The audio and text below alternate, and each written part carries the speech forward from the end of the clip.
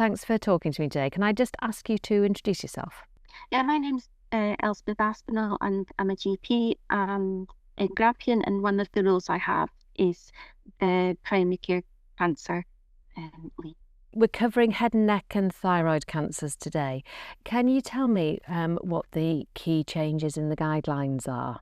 The key changes are that there has been increased information about the clinical assessment of a potential patient with a head and neck or thyroid cancer, giving information about how to clinically examine the patient and interpret those findings. There are also some good practice points.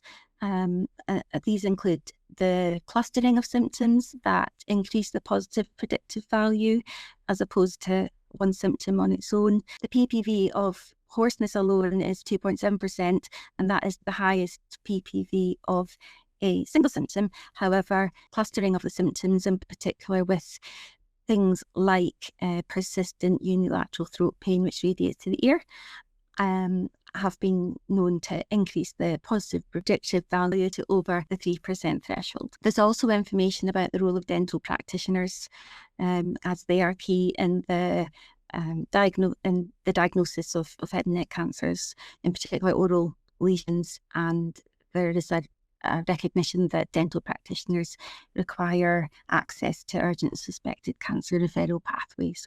Do your guidelines ask that everybody sees a dental? Because I think NICE actually suggests that everybody should see a dentist. Is that the same for you?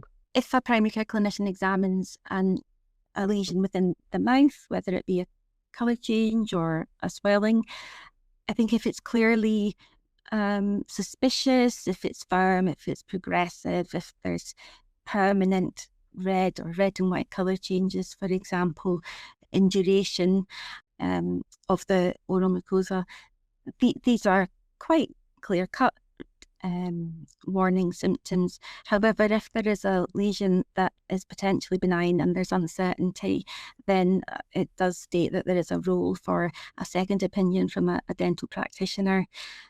I think where resources, a difficulty, and where access to dental practitioners is challenging, then if there is any suspicion at all about a persisting lesion, then I would suggest the best course of action is a referral. And is there guidance? I know one of the things that's really difficult to assess in primary care is persistent lymph nodes. Is there guidance on assessing lymph nodes? In general terms, it talks about the difference between an intradermal swelling within the skin layer, which is more likely to be something like a sebaceous cyst. Very small, tiny, rubbery lumps are more likely to be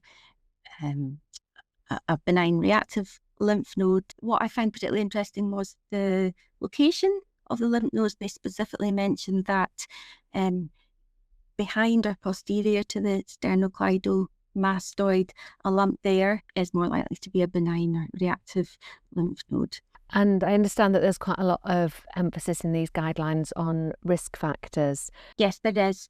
As with many cancers, the risk factors include smoking, excess alcohol use.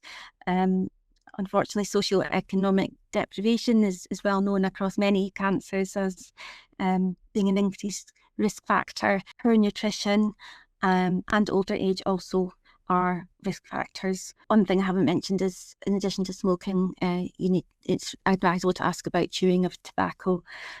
Recreational drugs, in particular cannabis and opioids, are also risk factors.